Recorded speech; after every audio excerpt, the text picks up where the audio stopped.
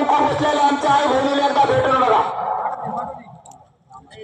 करता पुरुष घरातला गेलाय, तिच्या वेळचा फक्त एकदा विचारून बघा. 2-2, 4-4 वर्षाचे लेकर मांडीवर घेऊन एका घराच्या कोपऱ्यात बसून ओक्साबोक्सी रट्टी आहे बहिणी. तिच्या कंपन्याचा कुंकू गेलाय, घरात करता कोणी नाही राहिलं. लेकर जगवायचे कसे? आरक्षणाने सुद्धा घात केला, घरातला माणूसही गेला.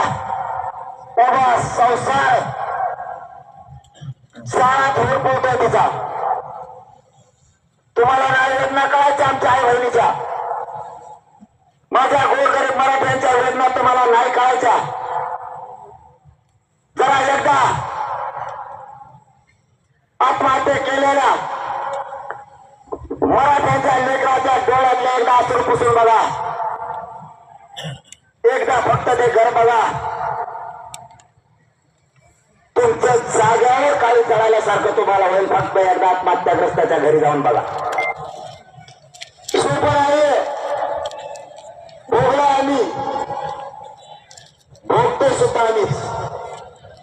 त्रास बघितला आम्ही, मरण काय असतं आणि घरावरती काय संकट येतं हे आम्ही बघितलंय. तुम्ही फक्त मराठ्यांकडून खुर्च्या घेणार आणि मराठ्यांची चेष्टा करणार, एवढंच तुम्हाला जमतंय. आमची पुन्हा एकदा या बीड जिल्ह्यातून सरकारला विनंती, आपले ठरलेल्या 4 शब्दाप्रमाणे सगळे सोयऱ्यासह सगळ्या मागण्या तातडीनं त्याची अंमलबजावणी करा. 83 क्रमांकाला गुंडी म्हणून ओबीसीची यादी, म्हणजे जे ओबीसी लोक आरक्षणात घातले ते 180 जाती घातल्या होत्या. त्यानंतर त्या जाती आज 350-400 पेक्षा जास्त झाल्या.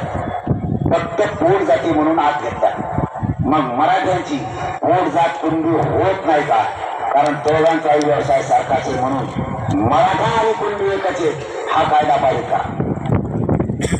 हैदराबादच्या गॅजेट्सचं आज मिळाले माहिती. मीडियाच्या बांधवांनी सांगितलं मला आता, हैदराबादला 5000 पुरावे सापडले आणि इथून मागत आमच्या हात मोडले होते. आमच्या गैर ऑपरेशन नको बारगड्या वाकून पाहा. मला 4 पायऱ्या उतरायचं आलं तरी 2 माणसं घ्यावं लागतात आता.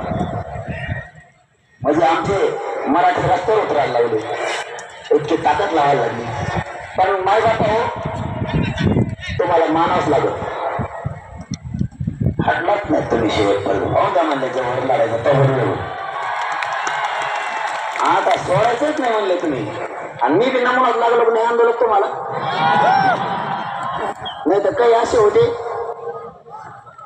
लढायचे कुंकड जात होते काय नाही. आपण आरोप नाही करत बरं का होणं. आपल्याला आपल्या जातीला नाव ठेवायची गरज, म्हणजे नाव ठेवायची सवय मला. माझं एवढंच म्हणणं आहे, एवढंच आहे का फक्त शांत चित्तानं. माझं एवढंच म्हणणं आहे, मी मराठीचा लढा लढीलाच नसता, तुम्ही नीट लढीला असता.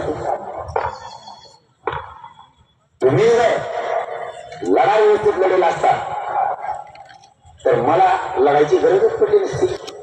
का सांगतोय मी? 1-2 अभ्यासकांना मी खपानाच, आरक्षणाचा अभ्यासक आणि 2-3 समन्वयक. समन्वयक कोणी कुठून आणलंय, कुणी आणलंय, कसं काय माहिती तुझ्या डोक्याचा. त्यांना मी पत्नीच पडा नाही, कारण त्यांचं दुकान पण झालं, नोटा गोळा करायची.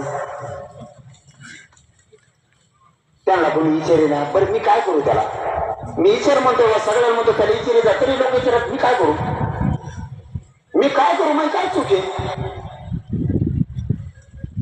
मी जर म्हणलं असतो बा त्यांना विचारू नका, मग ठीक आहे बा, मराठी उद्या सांगतो काढायला घेऊन भेटावा त्यांना. पण आता समाज तुम्हाला जवळच करणार, मी त्याला काय करू? तुम्ही मग अभ्यासक सगळं खरंय, तुम्ही इमानदारीने केलं असतं तर तुम्हाला मिळालं असतं. काही अभ्यासक टाकते ना आपल्या पाठीशी, त्यांना काय नको, मान नको, पान नको, काय नको. काही समन्वयक सुद्धा आहेत की ते टाकते ना मागे, त्यांना मान नको, पान नको काय. पण काही दुकानं बंद पडलेले दुकानदार आहे, त्यांना ते आंदोलन म्हणलं ते खुश व्हायचे. माल काढायला मिळत होतं वाटतं म्हणतो बरं का. ते खुश व्हायचे. त्याचं दुकानात बंद पडल्यामुळे महाराष्ट्र जायला लागले की भयानक. मला काल माहिती मिळाली सरकारनं काही समन्वय जवळ धरले आणि काही अभ्यास